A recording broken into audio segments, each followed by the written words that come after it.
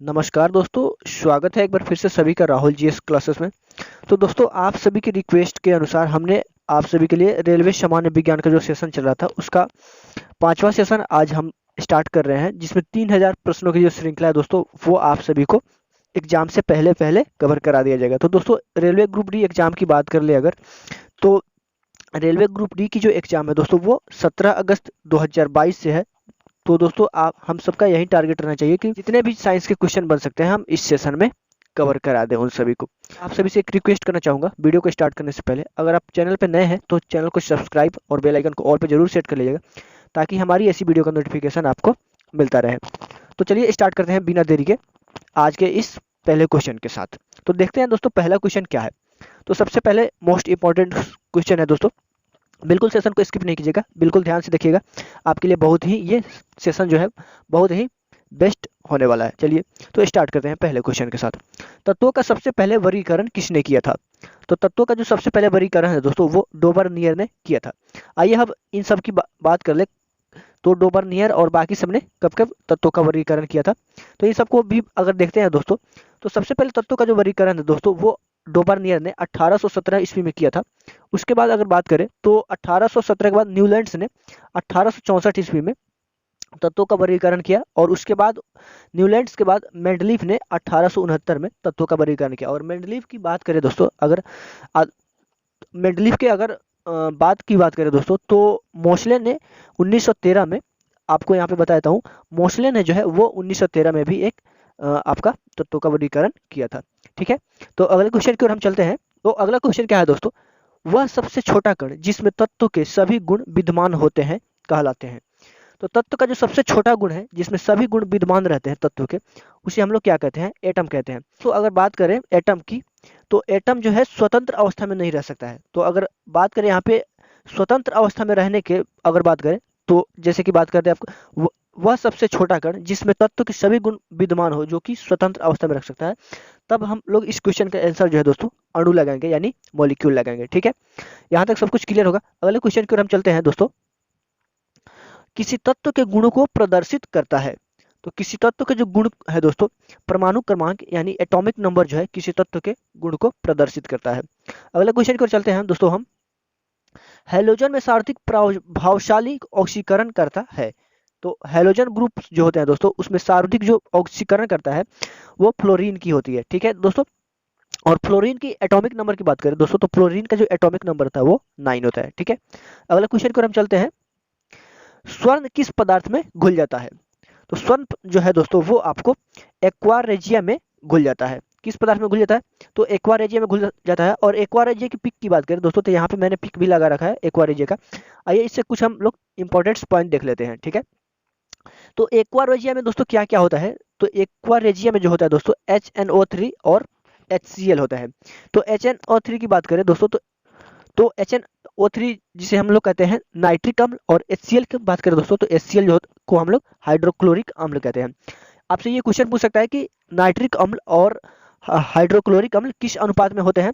तो ये 1:3 में होते हैं। किस अनुपात में होते हैं? तो ये 1:3 में हो सकते हैं। अगर दोस्तों इसका अपोजिट दे दें कि HCl और HNO3 यानी हाइड्रोक्लोरिक अम्ल और नाइट्रिक अम्ल किस अनुपात में होते हैं, तो 3:1 में, इसका अपोजिट भी आप लोग करके लगा सकते हैं। ठीक है, अगले क्वेश्चन की ओर हम चलते हैं। सिनेबार किसका अयस्क है? तो सिनेबार जो है दोस्तों वो एक पारा का अयस्क होता है, याद रखिएगा। अगला क्वेश्चन देखते हैं। पटाखों की फटने के बाद दिखाई देने वाला चमकीला रंग किसके कारण होता है? तो पटाखों के जो फटने के बाद जो चमकीला रंग दिखाई देता है दोस्तों, उसमें स्ट्रोंशियम के कारण होता है। ऐसे तो अगर कलर की बात करें दोस्तों, तो इसमें जो मैंने यहाँ पे पिक लगा रखा है, तो आप सभी देख सकते हैं कि इसमें कौन कौन से कलर आते हैं। तो इन सभी कलर को भी हम लोग जान लेते हैं कि कौन कौन से किसके कारण कलर आते हैं। तो कलर की बात करें दोस्तों, तो लाल रंग जो होता है ना वो स्ट्रोंशियम की वजह से आता है। हरे रंग की बात करें दोस्तों, तो हरे रंग जो है बेरियम नाइट्रेट की वजह से आता है। और पीला रंग की बात करें दोस्तों, तो पीला रंग जो है सोडियम नाइट्रेट की वजह से, यानी सोडियम की वजह से पीला रंग आता है। ठीक है, अगले क्वेश्चन की ओर हम चलते हैं। किसके निष्कर्षण हेतु साइनाइड विधि जो है वो प्रयुक्त होती है? ठीक है, तो चांदी के जो निष्कर्षण हेतु दोस्तों आपको साइनाइड विधि प्रयुक्त होती है। यहाँ पे सोने के लिए भी होती है, लेकिन ज्यादा मात्रा में चांदी के लिए होती है। ठीक है, अगला क्वेश्चन देखते हैं। नाइट्रोजन का विस्फोटक यौगिक है। तो नाइट्रोजन का जो विस्फोटक यौगिक होता है दोस्तों, उसे हम लोग क्या कहते हैं, नाइट्रोजन ट्राइक्लोराइड के नाम से जानते हैं, यानी NCl3 के नाम से जानते हैं, इसका फॉर्मूला होता है। ठीक है, इसके बारे में आइए डिटेल से जान लेते हैं दोस्तों। तो NCl का बात करें दोस्तों, तो इसका मैंने बता ही दिया था कि नाइट्रोजन ट्राइक्लोराइड इसका फुल फॉर्म होता है। तो कैसे, एक बार जान लेते हैं, थोड़ा बैक आते हैं इस पे। तो नाइट्रोजन जब होता है ना दोस्तों, क्लोरीन के साथ अभिक्रिया करता है तो वो एक विस्फोटक पदार्थ बनाता है, जिसे हम लोग, तो इसमें आप ऑप्शन वाइज से भी छांट सकते थे कि नाइट्रोजन के साथ क्लोरीन के साथ अगर नाइट्रोजन की जो जब अभिक्रिया होती है दोस्तों, तो वो आपको एक विस्फोटक बनाता है। ठीक है, अगले क्वेश्चन की ओर हम चलते हैं। हवा के वास्तविक जलवाष्प की मात्रा को कहते हैं। तो हवा के जो वास्तविक जलवाष्प की मात्रा है दोस्तों, उसे हम लोग परम आर्द्रता के नाम से जानते हैं। ठीक है, अगला क्वेश्चन देखते हैं हम। मानव निर्मित प्रथम रेशा है। तो मानव निर्मित जो है दोस्तों प्रथम रेशा जो है वो नायलॉन है। ठीक है, अगला क्वेश्चन देखते हैं। 150 डिग्री सेल्सियस तक गर्म होने पर यूरिया देता है। तो 150 डिग्री जब सेल्सियस तक यूरिया को जब गर्म करते हैं दोस्तों, तो वो आपको वायुरेट या अमोनिया देता है। ठीक है, अगले क्वेश्चन की ओर हम चलते हैं। रेडियोथेरेपी में उपयोग होने वाली नोबल गैस है। तो रेडियोथेरेपी में जिसका उपयोग होता है दोस्तों, वो है नोबल गैस रेडॉन है, जिसका उपयोग जो है दोस्तों रेडियोथेरेपी में उपयोग होता है। ठीक है दोस्तों, सेशन को बिल्कुल स्किप नहीं कीजिएगा, क्योंकि सारे के जो सारे क्वेश्चन है वो प्रीवियस ईयर क्वेश्चन है और आपके एग्जाम की दृष्टि से बिल्कुल ही ये महत्वपूर्ण क्वेश्चन है। तो दोस्तों आपसे एक रिक्वेस्ट करना चाहूंगा कि वीडियो को जल्दी अपने दोस्तों के साथ और ग्रुप में शेयर कर दीजिए, ताकि और सारे दोस्त जुड़कर इस चैनल के माध्यम से अपनी तैयारी को बेहतर बना सके। ठीक है, अगले क्वेश्चन की ओर हम चलते हैं। नाभिकीय विखंडन को सर्वप्रथम प्रयोगात्मक तरीके से देखा गया था। तो नाभिकीय विखंडन को सर्वप्रथम जो प्रयोगात्मक तरीके से देखा गया था दोस्तों, वो स्ट्रॉसमन के द्वारा देखा गया था। ठीक है, अगले क्वेश्चन पर हम चलते हैं। जस्ता निम्न मिश्र धातु में उपस्थित नहीं होता है। तो जस्ता जो है दोस्तों कांसा में उपस्थित नहीं होता है, बल्कि कांसा में कौन कौन सा मटेरियल होता है ये जान लेते हैं। तो कांसा में दोस्तों आपको होता है कॉपर होता है और प्लस क्या होता है, टीन होता है। ठीक है, कॉपर का मतलब तांबा और टीन और यहाँ पे टीन का जो फॉर्मूला है वो SN होता है। ठीक है, अगले क्वेश्चन पर हम चलते हैं। निम्न में सार्वधिक परिस्थिति अनुकूल ईंधन है। तो सार्वधिक जो परिस्थिति के अनुकूल है दोस्तों, वो ईंधन आपको हाइड्रोजन है। कौन सा ईंधन है दोस्तों, तो याद रखिएगा यहाँ पे वो हो जाएगा आपको हाइड्रोजन है। ठीक है, अगले क्वेश्चन की ओर हम चलते हैं। तड़ित चालक निर्मित होते हैं। तो तड़ित चालक जो है दोस्तों वो आपको तांबा से निर्मित होते हैं। ठीक है, अगला क्वेश्चन देखते हैं। प्रकाश की गति न्यूनतम होगी जब वह गुजरेगी, यानी किसके मध्य गुजरने के बाद प्रकाश की जो गति है वो न्यूनतम होती है, यानी सबसे कम होती है।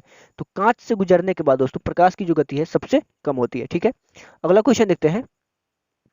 रेडियम प्राप्त होता है। तो रेडियम जो है दोस्तों पिच ब्लेंड से प्राप्त होता है। ठीक है, अगला क्वेश्चन देखते हैं। हेनरी किसकी इकाई है। तो हेनरी जो है दोस्तों प्रेरकत्व की इकाई है। प्रेरकत्व को इंग्लिश में हम लोग क्या कहते हैं, तो इंडक्टेंस के नाम से जानते हैं। ठीक है, अगला क्वेश्चन देखते हैं। 1 जूल कितने कैलोरी के बराबर होता है। तो 1 जूल जो है दोस्तों 0.24 कैलोरी के बराबर होता है। ठीक है, अगला क्वेश्चन देखते हैं। पानी का अनुभार है। तो पानी का जो अनुभार है दोस्तों वो होता है आपको 18 AMU।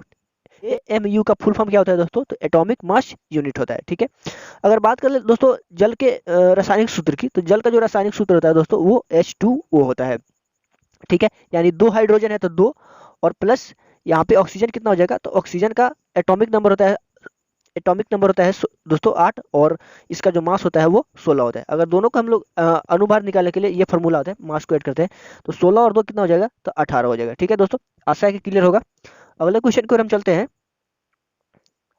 MKS पद्धति में बल की इकाई क्या है।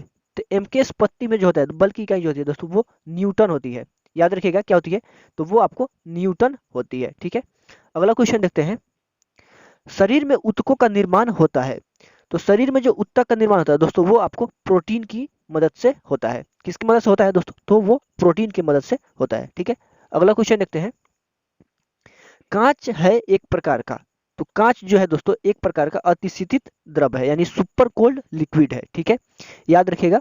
अगले क्वेश्चन की ओर हम चलते हैं। इंटीग्रेटेड सर्किट चिप पर किसकी परत होती है। तो इंटीग्रेटेड जो सर्किट चिप होती है दोस्तों उस पे आपको सिलिकॉन की परत होती है। ठीक है। और सिलिकॉन का एटॉमिक नंबर की बात करें दोस्तों, तो सिलिकॉन का जो एटॉमिक नंबर होता है वो 16 होता है, यानी 16 होता है, ठीक है। अगला क्वेश्चन पर हम चलते हैं, चुंबकीय डिस्क पर किस पदार्थ की परत होती है?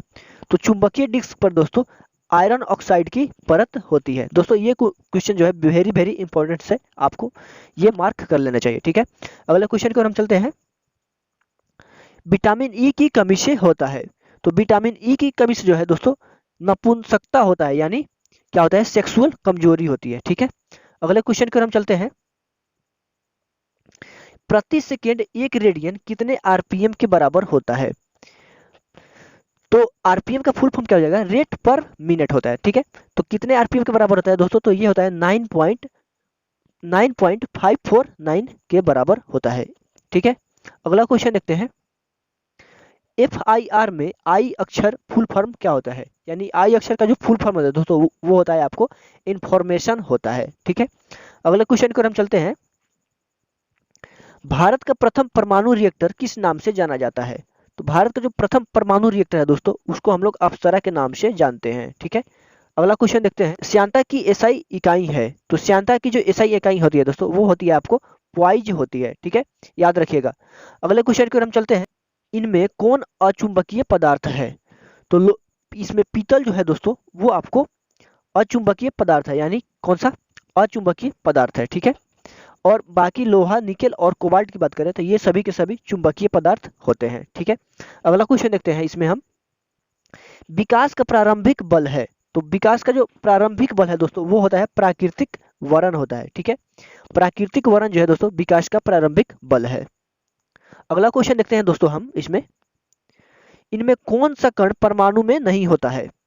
तो परमाणु में दोस्तों कौन कौन से कण नहीं होते हैं? तो न्यूट्रिनो जो है वो परमाणु में नहीं होते हैं, बाकी इलेक्ट्रॉन, प्रोटॉन और न्यूट्रॉन जो है तीनों के तीनों परमाणु में होते हैं, ठीक है। अगला क्वेश्चन देखते हैं, डायनेमो किस सिद्धांत पर आधारित है? तो डायनेमो जो है दोस्तों वो फैराडे के नियम पे, यानी फैराडे के नियम के अनुसार काम करता है, ठीक है। अगला क्वेश्चन देखते हैं, आइंस्टीन समीकरण E इक्वल टू mc² में c दर्शाता है, तो c जो है दोस्तों वो प्रकाश के वेग को दर्शाता है, ठीक है। अगला क्वेश्चन देखते हैं, प्रथम बार मंगल ग्रह पर उतरने वाला अंतरिक्ष यान है, तो प्रथम बार जो मंगल ग्रह पे उतरा था जो अंतरिक्ष यान दोस्तों उसका नाम था पाथफाउंडर, ठीक है, याद रखेगा। अगले क्वेश्चन की ओर हम चलते हैं, 1 पाउंड में कितना औंस होता है? तो 1 पाउंड में दोस्तों आपको 16 औंस होता है, यानी 16 औंस होता है, ठीक है। 1 लीटर बराबर कितना गैलन होता है? तो 1 लीटर बराबर जो है दोस्तों वो आपको 0.2642 गैलन होता है, ठीक है। अगला क्वेश्चन देखते हैं, और आज का ये अंतिम क्वेश्चन है दोस्तों, पीयूष ग्रंथि स्थित होता है, तो पीयूष ग्रंथि जो है दोस्तों वो सिर में स्थित होता है, यानी मस्तिष्क में, ब्रेन में हमारे स्थित होता है। तो दोस्तों ये था आज का सेशन। तो उम्मीद है दोस्तों आप सभी को यह सेशन पसंद आया होगा। सेशन पसंद आया होगा दोस्तों तो वीडियो को लाइक जरूर कर दीजिएगा और अपने दोस्तों के साथ शेयर भी कर दीजिएगा, ताकि और सारे दोस्त इस चैनल के माध्यम से जुड़कर अपनी तैयारी को बेहतर बना सके। तो चलिए मिलते हैं नेक्स्ट वीडियो में, तब तक के लिए जय हिंद, जय भारत।